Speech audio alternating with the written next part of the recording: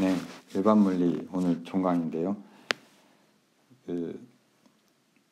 지난 시간에 하던 광전 효과 좀 더 이어서 하면 일단 빛을 쬐면은 이제 전자가 방출되는 현상을 광전 효과라고 하고 포토일렉트릭 이펙트라고 하고요.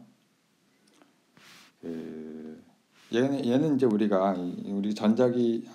빛이 전자기파라는 건 잘 알려져 있으니까 그 당시에 19세기 후반부터 이 현상은 마치 파도에 의해서 모래알이 바닥에 있던 모래알이 올라오는 그런 현상과 비유할 수 있는데, 그러니까 이 실험은 이제 헤르츠가 했고 처음에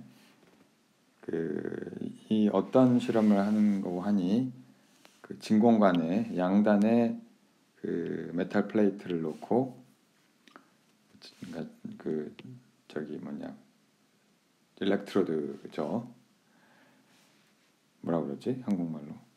자, 아무튼 여기에 빛을 쏘이면은 여기에 이제 그러니까 전압을 가해도 이게 진공 상태면은 보통 아무 일이 일어나지 않죠. 전류가 흐르지 않는데 여기에 빛을 쏘이면은 전류가 흐른단 말이에요.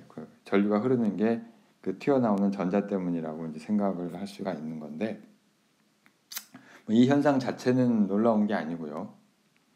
근데 문제는 이 파도 모래알 이 비유의 이런 픽처로 설명이 안 되는 것들이 있단 말이에요. 그러니까 결국은 고전적인 전자기파 이론으로 설명이 안 되는 현상들이 나타났는데, 그게 이제 몇 가지 얘기를 하면, 첫 번째가 이제 빛이 도달하는 거하고 물질에 금속판에 도달하는 것과 그다음에 이제 전자의 방출 사이의 시간이 있죠. 시간이 사이에 인터벌이 없다는 거야. 인터벌이 없음. 그러니까 바로 나온다는 거죠. 이게 한 가지가 있고, 관측된 현상이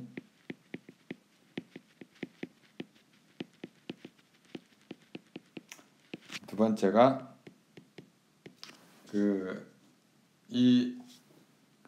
이미티드 방출된 전자의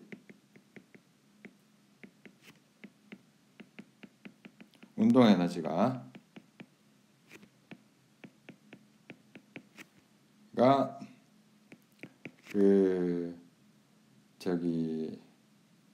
입사된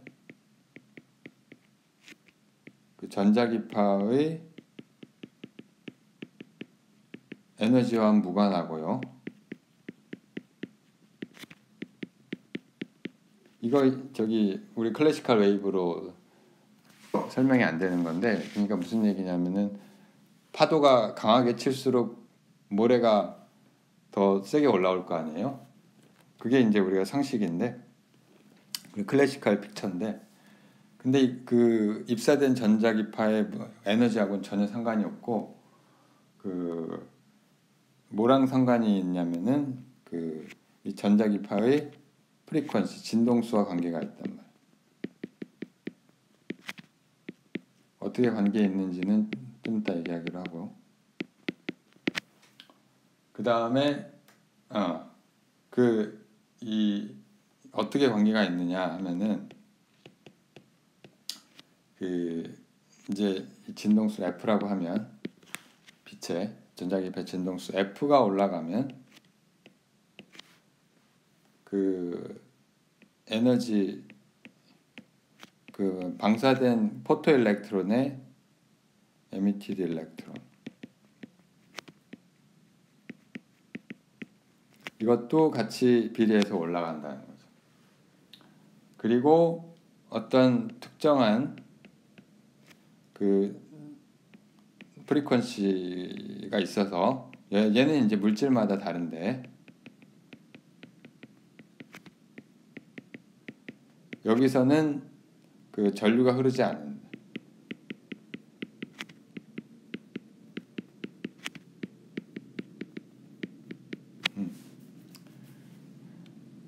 그 전류가 흐르지 않는다는 얘기는 이제 그 포토 일렉트론이 안 생긴다는 거죠. 생기지 않은. 그리고 여기서 그 emitted 방출된 전자의 에너지는 어떻게 알 수가 있느냐면 전압과 전류의 관계를 통해서 알 수가 있어요. 자, 뭐냐면 이 그림을 보면 이 결과 그래프가 있는데 이건 다른 현대문 책에서 따온 건데 바이저라는 책에서 뭐 어려운 건 아니고요. 그 그래프 자체는 이런 거예요. 이건 뭐냐면은 어떤 특정한 일정한 인텐시티 세기의 빛을 쪼여요. 세기의 빛을 쪼이는데 뭘 또 바꿔주면서 쪼이냐면 프리퀀시를 이게 프리퀀시예요. 헤르츠 단위는 헤르츠고 이 프리퀀시를 바꿔서 가하면은 이게 뭐냐면은 전자의 에너지 운동 에너지의 맥시멈이에요. 얘는 어떻게 알 수 있느냐 하면은 이게 그 단위가 지금 일렉트론 볼트로 써놨는데 얘는 어떻게 알 수 있느냐 하면은 그 전자의 운동 에너지가 가해진 볼티지를 이겨야 되죠. 그래야만 포토 일렉트론이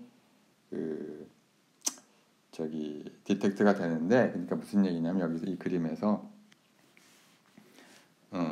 이게 전압을 어떻게 가하느냐 문제인데 전압을 이쪽으로 가하면은 그죠? 이쪽이 전압이 높으면은 전자가 힘을 이쪽으로 받죠. 그래서 여기가 처음에 이게 튀어나오는데 포토 일렉트론이 튀어나오는데 이게 에너지가 충분히 이 포텐셜 에너지를 이겨야만 카이네틱 에너지가 일렉트론이 얘보다 커야만 얘의 V0 V보다 커야만 얘가 이제 전류가 흐르는 거죠. 그러니까 여기서 V가 이제 일종의 스토핑 볼티지 같은 역할을 하는데, 자 그래서 V 값이 이쪽으로 네거티브 이 지금 단위가 안 나왔는데 여기 이제 V 값이 어떤 이제 일정한 볼티지를 가하고 어떤 볼티지 아래서는 물론 이게 안 나오니까 그 볼티지를 바꿔가면서 우리가 이 전류를 측정해 보면 이 값을 유추할 수 있단 말이에요. 전자의 에너지의 맥시멈을. 자 이게 이거보다 볼티지가 커버리면은 이게 안 나온다는 이야기고요.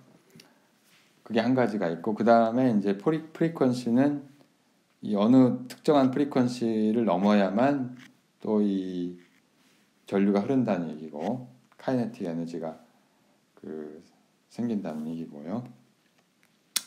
자, 아무튼 그래서 그렇게 되는데 이게 이제 여기서 지금 얘기한 세 가지 이런 관측 사실들이 클래시컬 웨이브로는 설명이 되지 않는단 말이에요. 이 인텐시티가 크면은 뭐 파도의 파장이 어떻게 됐든 아무 상관이 없어야 되잖아요. 그렇죠? 시간이 좀 걸릴 수는 있죠. 파장이 길면은 파도가 빨리 안 치면은 좀 시간이 걸릴 것이고, 근데 또 시간하고 또 아무 상관이 없다고 그랬고요. 관측 현상이. 자, 이제 이거를 설명하는데 결국은 이제 이걸 또 아인슈타인이 설명을 해요.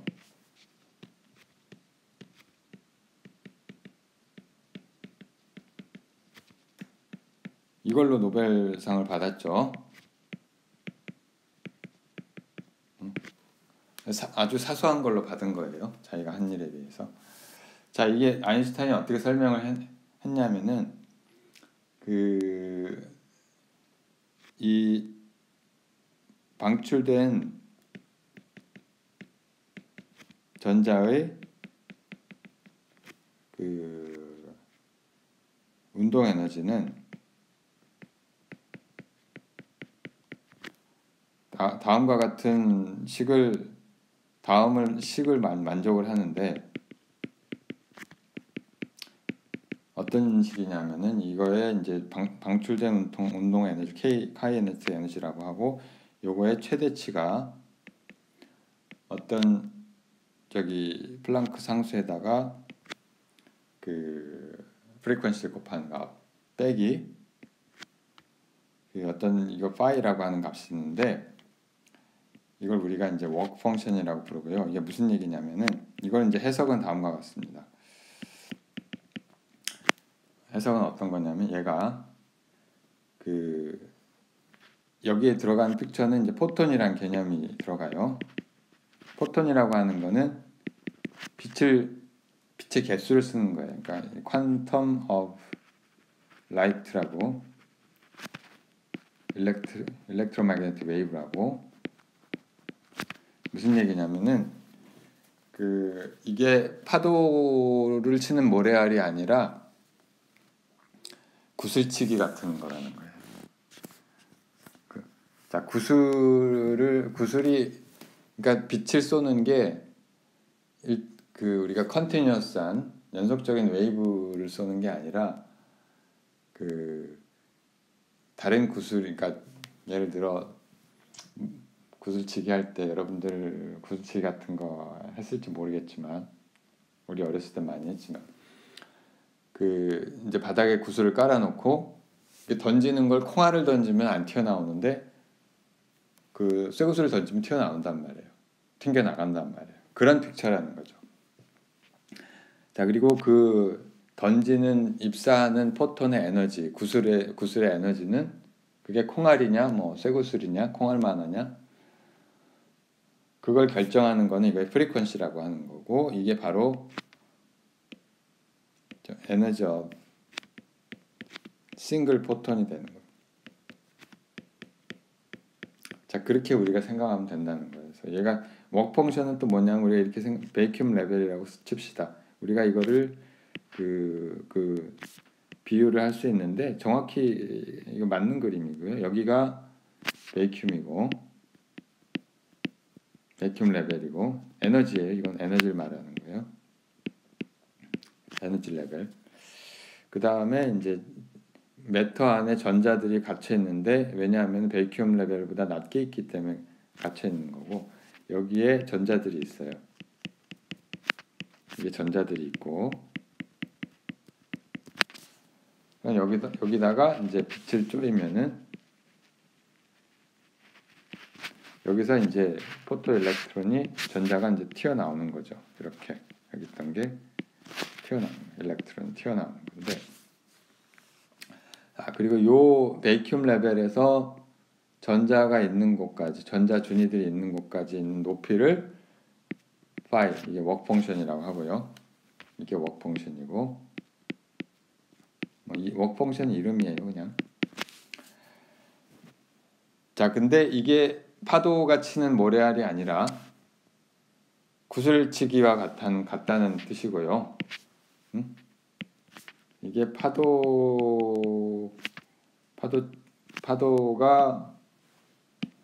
파도가 모래알 띄우기가 아니고, 이런 픽처가 아니라 이게 구슬치기에 가깝다는 거죠. 구슬치기의 픽처로 여러분이 생각하면 된다는 거예요. 자, 그래서 우리가 이 관계식을 보고 다시 이 그림을 해석을 하면, 여기가 바로 어떤 특정한 이 값을 우리가 에너지 단위로 하면은, 여기 m0라고 되어 있는데, 이걸 이게 프리퀀시예요, 다. 그 어떤 특정한 에너지, 특정한 프리퀀시 이상이 되어야만 이 카이네틱 에너지가 나타나고, 그건 워크 펑션에 의해서 결정되는 거고, 뭐 예를 들면 세슘은 여기에서 나타나고, 그 세슘이나 소듐이나 칼슘 이런 게 있는데, 이게 이쪽으로 갈수록 워크 펑션이 크고요. 워크 펑션이 여기에 이제 h에다가 뉴 제로 곱한 게 이게 바로 워크 펑션이 될 거고요. 이거는 이제 물질에 따라 달라지는 거고. 벡터. 그 다음에 중요한 거는 기울기가 일정하죠. 기울기가 일정하고, 이 그림을 보면 기울기가 일정하고, 이 기울기가 이 그래프의 기울기가 일정한데, 뭐 어떤 그 물질을 하더라도 똑같은 기울기를 갖게 되고, 그 기울기가 뭐겠어요? 기울기가 바로 플랑크 상수가 되는 거죠. 플랑크 상수가 되고, 그러니까 여기다가 다시 그려봅시다. 다시 그려보면 이게 카이네틱 에너지가 되고, 카이네틱 에너지 맥시멈, 그 다음에 x축이 프리퀀시인데,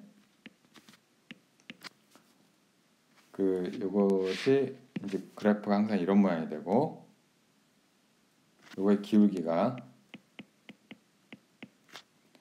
어떻게 되는, 바로 플랑크 상수가 되고, 이 값을 환산을 하면 6.626 곱하기 10의 마이너스 34승 줄 세컨드. 자, 이 플랑크 상수가 공통으로 등장을 하는 거예요. 그러니까 연결이 되는 거죠. 뭐하고 연결이 되냐면은, 플랑크 상수가 처음 나왔던 거는 블랙바디 레디에이션에서 처음 나왔잖아요.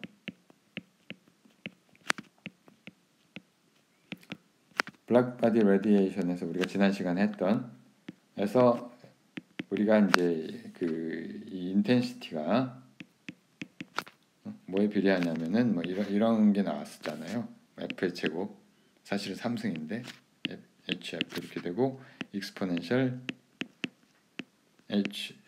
잘못 썼어요.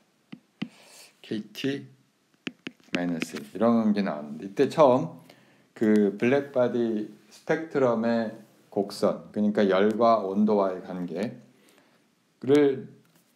구하는, 맞추는 과정에서 그 상수가 튀어나왔는데, 바로 그 같은 상수라는 거고요. 자, 이게 무슨 얘기냐면, 결국은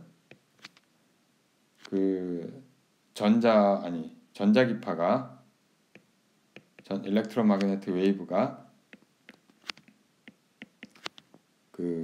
입자 비슷한 성질을 동시에 갖는다는 얘기예요.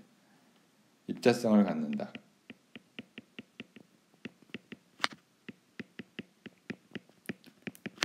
보통 파티클 라이크 하다고 하는데,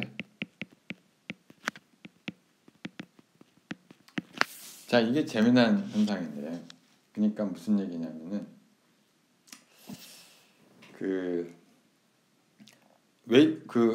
뉴턴 시절부터 빛이 입자냐 파동이냐 하는 논쟁이 있어 왔어요. 근데 빛의 입자설이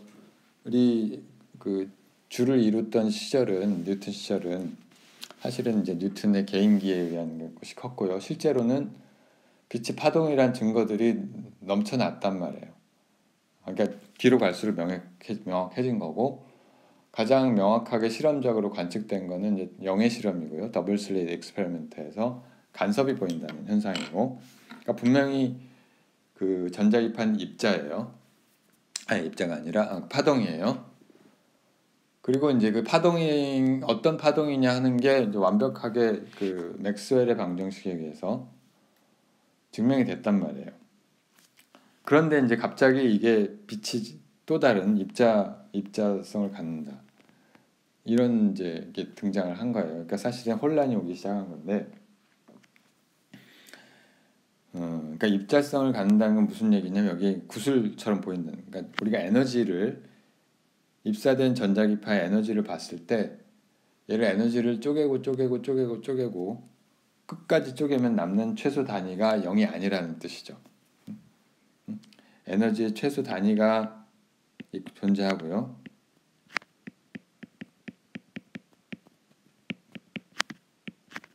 HF라는, 물론 이게 굉장히 작은 값이죠. 그 플랑크 상수 뭐 10의 마이너스 34승 줄에 해당하는 줄 세컨드에 해당하는, 거기에다가 이제 다시 프리퀀시 곱한 값인데 그렇죠. 그래서 우리가 뭐 가시광선의 프리퀀시가 얼마다라고 나오면 10의 15승이다라고 나오면은 그 입자란다. 포톤의 최소 에너지가 얼마인지 나와요. 그리고 이 빛의 에너지는 전자기파의 에너지는 이 최소 단위를 기준으로 존재하니까 HF, 2HF, 3HF 이렇게만 존재한다는 거죠. NHF. 그러니까 개수를 셀 수 있다는 거죠. 빛의 개수를 셀 수 있다는 뜻이고요.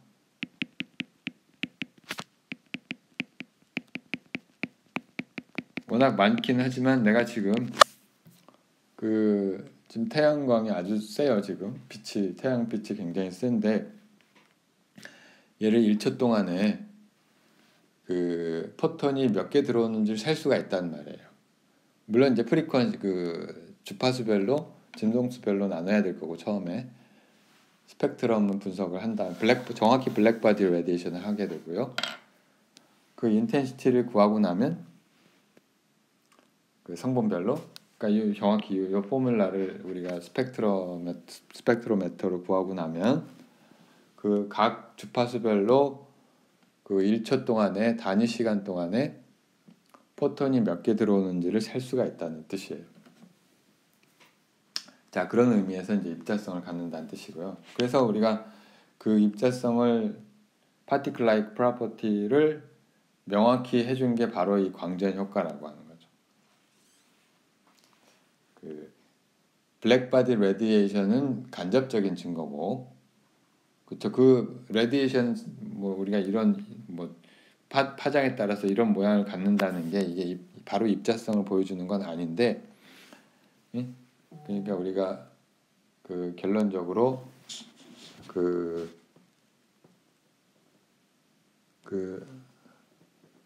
블랙바디 레디에이션에 의해서, 우리 다시 한번 정리를 하면 블랙바디 레디에이션에 의해서 실험적이죠. 여기에서 H라는 상수가 등장을 했고요.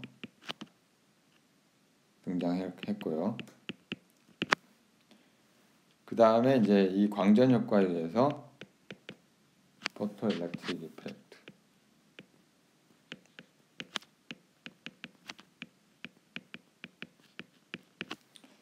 이 그 기본 단위 HF가 에너지 기본 단위임이 전자기파 에너지 기본 단위라는 것이 명확해진 거죠. 그러니까 빛은 파동이기도 하고 입자이기도 하다는 얘기예요. 다른 말로. 이상한 얘기예요. 들지만. 자, 그리고 이제 몇 가지만 더 해주면, 자, 그래서 아무튼 이걸 우리가 포톤이라고 부르고요. 포톤의 에너지는 우리가 그냥 쬐그맣게 입실론이라고 쓰고, 얘를 H 곱하기 AF 이렇게 되겠고요. 예를 들어서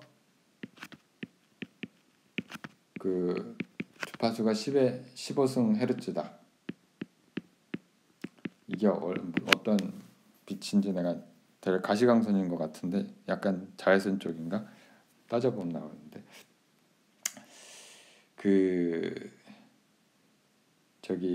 이거의 에너지는 어떻게 되냐면은 그 플랑크 상수에다가 6.63이라고 합시다. 10의 마이너스 34승 줄 세컨드에다가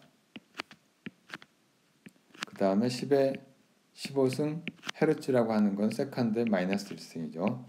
이걸 곱하면 정확히 어떻게 되냐면 6.63 곱하기 10의 마이너스 19승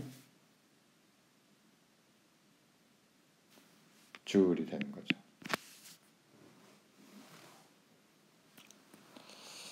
아주 작은 값이긴 하죠. 그러니까 근데 이 작은 값이 기본 단위. 더 이상 작은 에너지는 이 프리퀀시에서 더 이상 작은 에너지는 존재하지 않는다는 뜻이에요. 자, 그래서 에너지가 있고 그러니까 우리가 진행도 하니까 사실은 모멘텀도 있죠. 우리가 그 포인팅 벡터 전자기파 할 때 잠깐 하긴 했는데 그 관계식을 정확히 유도하지는 않았지만 모멘텀의 그 전자기파의 모멘텀이 어떻게 되는 거 아니? 우리가 이런 관계식을 유도할 수가 있어요. 이건 그냥 클래시컬하게 유도하는 거예요. 우리가 여기까지 하질 않았긴 했는데 이렇게 쓸 수가 있고요. 단위를 맞춰보면 이렇게 되죠. 단위만 맞춰봐도 이렇게 되는 걸 알 수가 있는데 자, 그러면 우리가 이걸 역으로 에너지도 기본 단위가 있다고 했으니까 모멘텀도 기본 단위가 있겠죠. 그러니까 기본 단위 모멘텀이 결국은 싱글 포톤의 모멘텀이 될 것이고요.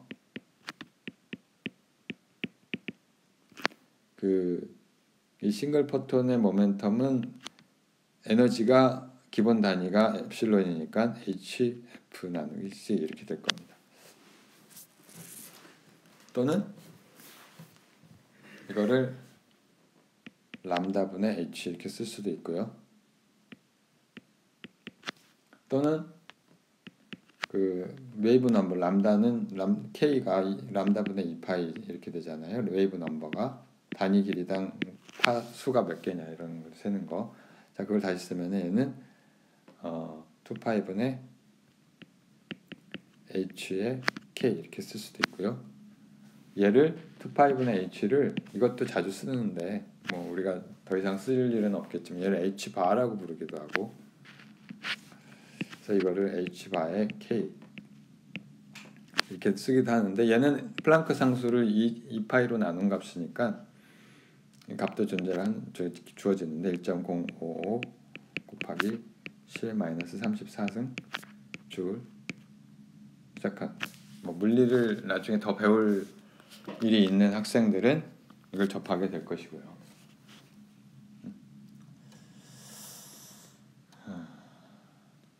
자, 근데 그 다음에 이제 요거 할 얘기가 매터 웨이브.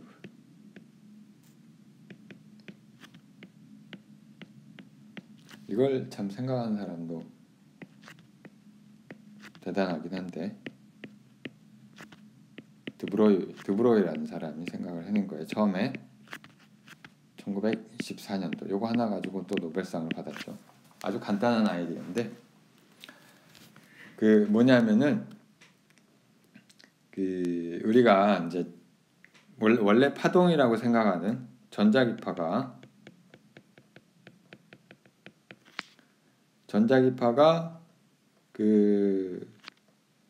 얘가 이제 파티클 라이크한 성질을 가지고 있잖아요. 방금 배웠듯이 어떤 때에 따라서 파티클 라이크한 비헤이비어를 보인단 말이에요. 그러니까 더 이상 나눌 수 없는. 자, 그러면은 우리가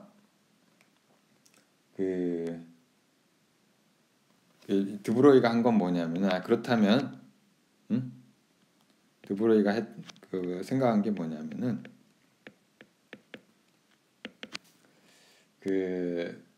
어떤 걸 제안을 했냐면은 우리가 매스를 갖고 있는 입자들이 매시브 파티클들이 우리가 입자라고 생각하는 예를 들면 전자니 프로톤이니 뭐 기타 등등 축구공이니 실제로 축구공이 진짜로 웨이브 프로퍼티 보이지는 않지만 이런 것들도 역시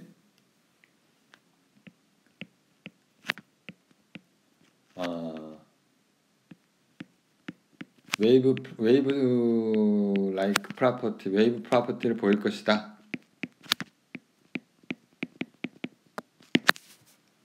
라고 제안을 했습니다. 그러면은 그 웨이브가 어떤 성질을 갖고 있느냐, 그거는 이제 전자기파와 마찬가지로 모멘텀과 그 전자기파에서 우리가 모멘텀이 있는데 포톤의 모멘텀이 우리가 h바 람다 이렇게 된다고 그랬잖아요. 근데 매시브 파티클이 운동량이 있는 건 분명해요. P가, 그죠?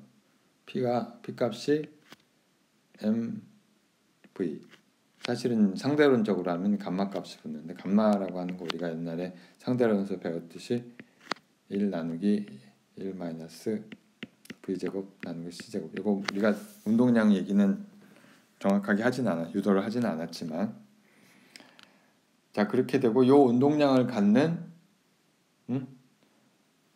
그래서 v라는 속도로 질량이 m이고 v의 속도로 움직이는 입자는 어떤 그 파동성을 갖는데, 그 파동의 파장이 우리가 요걸 그대로 우리가 빛에서 했던 거를 역으로 뒤집는 거죠. 람다가 P 이런 그 파장을 가질 것이다 하는 거죠. 이런 파장을 가지게 될 것이고요. 자, 이거는 이제 이렇게 될 것이고요. 감마 m v. 자, 이게 다예요. 이게 다고 근데 실제로 이걸 보이는 거는 여러 가지 그 현상들이 나타났는데, 이걸 어떻게 보였느냐면 일렉트론들이 이제 간섭을 한단 말이에요.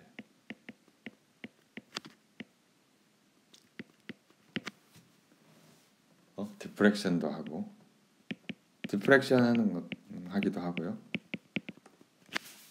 자, 이런 그 현상들이 우리가 나중에 관측이 됐어요. 뭐 많이 했죠. 뭐 거의 이게 100년이 됐는데 많이 했겠죠. 많이 했죠. 요새는 일상적으로 많이 하고 있는 거예요.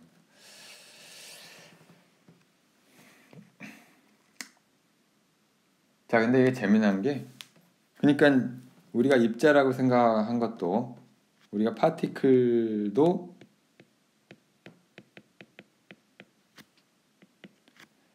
sometime 어떤 때는 가끔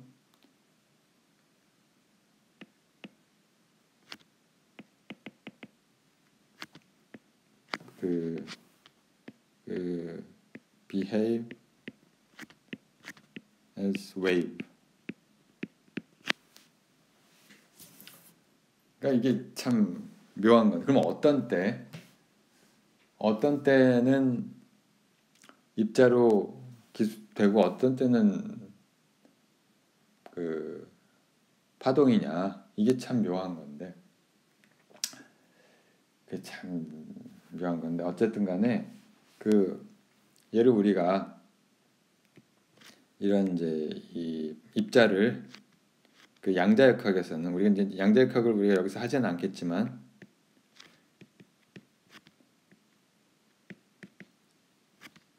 그 얘기를 하기 전에 우리가 이제 이런 이제 그 파티클하고 이제 웨이브하고 사실은 두 개의 성질을 매터가 동시에 갖고 있는데, 빛도 그렇고요. 그 사실은 우리가 생각하는 이 물질이나 빛이나 이런 게 우리가 그냥 그 19세기에 알고 있던 그런 것들이 아니라는 거고요. 얘가 듀얼리티라고 우리가 부르는데, 좀 이것도 저것도 아닌 놈이죠. 이렇기도 하고 저렇기도 하는 놈이고. 그러니까 빛이 간섭도 하고 해서 그 분명히 파동인데 파동처럼 행동을 하는데 어떤 때는 광전 효과에서 보이듯이 입자처럼 행동을 하기도 한단 말이에요. 그리고 전자는 우리가 저기 입자를 아니 질량을 갖고 있는 입자인데 그래서 뉴턴 방정식을 만족을 하고 그 전자기력 하에서 휘고 힘을 받고 그런데 또 간섭도 하고 그런단 말이에요. 웨이브라이크한 그 비헤이비어를 보이기도 한단 말이에요. 자, 이런 거는 우리가 듀얼리티라고 하는데 그러니까 이중성이죠. 근데 세상은 다 그런 거라는 거죠. 모든 것들은 모든 그 에너지를 가진 빛이니 그 입자니 하는 것들이 다 그렇다는 거고 이 세상은 사실은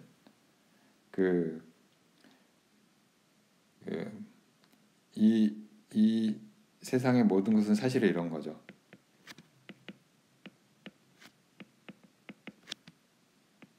이렇게 존재한다는 거죠. 이렇게 행동한다는 거죠. 사실 따지고 보면 우리 쪼개면은 엘리멘터리 파티클하고 그 다음에 전자기파 말고는 없잖아요. 거의 뭐 중력파 이런 게 있긴 하지만 그거 말고는 없는데 얘들이 전부 이 이중성을 갖고 있다는 거.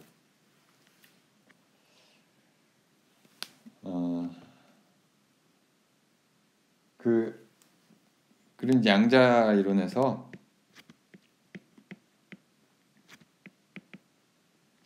우리가 양자 이론을 다루지는 않지만 그 자체를 예를 들면 이 파티클이 전자 같은 입자가 얘가 뭘로 기술이 되냐면은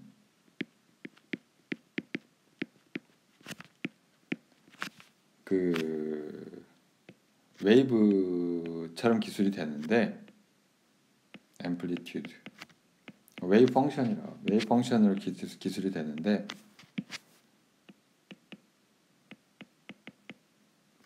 이 웨이브 펑션의 의미는 뭐 여기서 자세히 얘기할 필요는 없을 거고요. 할 수는 없을 거고 얘가 이제 웨이브가 있고요. 어떤 웨이브가 우리가 그리면은 이 좀 희한한 웨이브이긴 해요. 뭐 그 허수부도 갖고 있고 일단 뭐 어떤 이렇게 우리가 스키매틱하게 패킷으로 생각할 수가 있는데 그 얘를 이제 우리가 psi라고 그냥 기호로 쓰고요. 위는 위치하고 시간의 함수겠죠. 뭐 이렇게 따라서 진행을 할 수도 있고 뭐 흩어질 수도 있고 뭐 웨이브니까 간섭을 하기도 하고 그런데 그러니까 입자는 어딘가에 있어요. 입자는 어디에 있느냐면은 그 psi xt가 0이 아닌 어딘가에 존재하는데 존재를 한다는 게 확률적으로 존재를 하고요. 근데 얘가 어디 있는지 내가 디텍트를 검출을 시도하면 어딘가 뿅 하고 나타나겠죠. 내가 관측을 시도했어. 여기 어딘가에 뿅 하고 나타나요. 갑자기 팍 하고 실제로 관측을 하면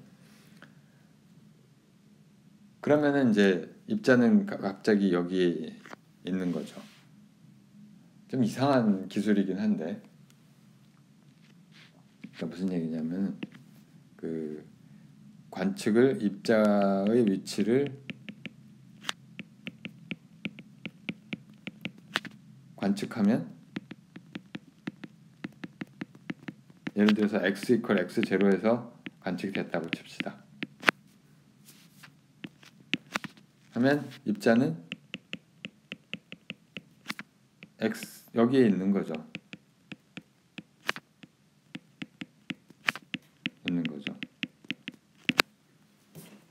아주 묘한 존재고요.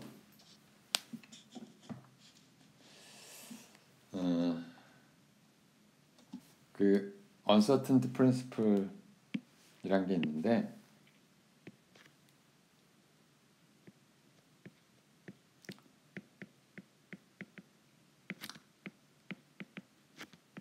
자, 방금 이야기한 이런 성질과 관계가 있어요. 이게 웨이브냐, 파티클이냐. 이건 이제 하이젠버그라는 사람 제안을 한 건데, 나중에 이제 양자 이론이 이 같은 사람에 의해서 정립이 되죠. 슈레딩거 따로 하긴 하지만, 그 뭐냐면은 이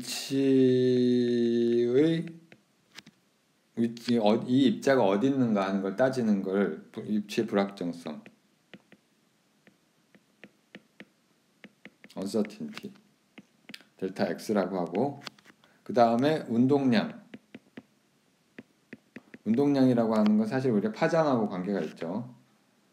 파장하고 관계가 있는데 P가 H 곱하기 K 또는 뭐 P가 람다분의 H 이렇게 관계가 되어 있기 때문에 운동량의 불확실성 델타 P라고 하면 이 두 개를 곱한 값은 항상 그 여기서 얘기하는 플랑크 상수 H가 리듀스드 플랑크 상수보다 크다. 이게 아주 작은 값이긴 하지만 0이 아니다. 그 말이에요. 10의 34승 줄 세컨드. 자, 이렇게 되고요. 이거는 우리가 측정의 한계가 아니에요. 우리의 뭐 기계가 충분히 좋지 않아서 그런 게 아니고, 한계가 아니고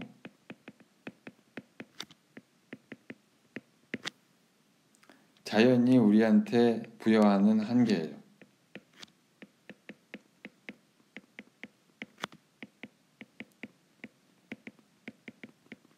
한계. 이게 무슨 얘기냐면, 내가 입자의 위치를 정확히 알려고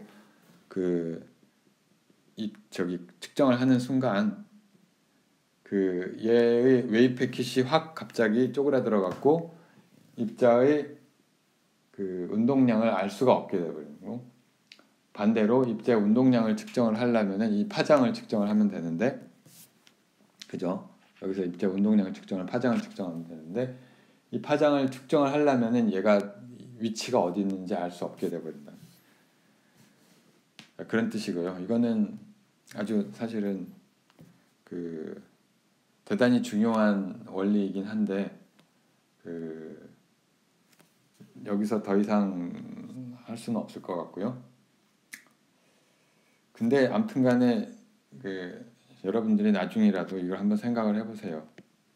그냥 이거는 내가 여러분들한테 마지막으로 주는 그냥 생각할 과제, 숙제를 하라는 얘기가 아니라, 왜?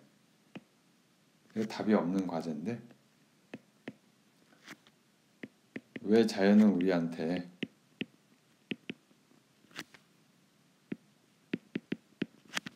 플랑크 상수를 주었느냐 하는 거고, 사실은 다른 질문도 가능하죠. 자연은 왜 우리한테 뉴턴 상수를 주었고 빛의 속도를 주었고 볼트만 상수를 주었느냐, 그런 질문도 할 것이고요. 그 다음에 그러면은 뭐 그건 좋다 이거예요. 그 값이 왜 하필이면은 이 값이냐, 6.626 곱하기 10의 마이너스 34승 줄 세컨드. 물론 우리는 몰라요.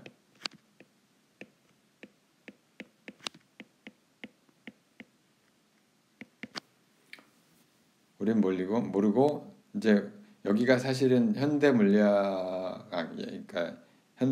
한 브랜치인 양자역학의 시작점이죠. 플랑크 상수가. 그것만 우리가 아는 거고요.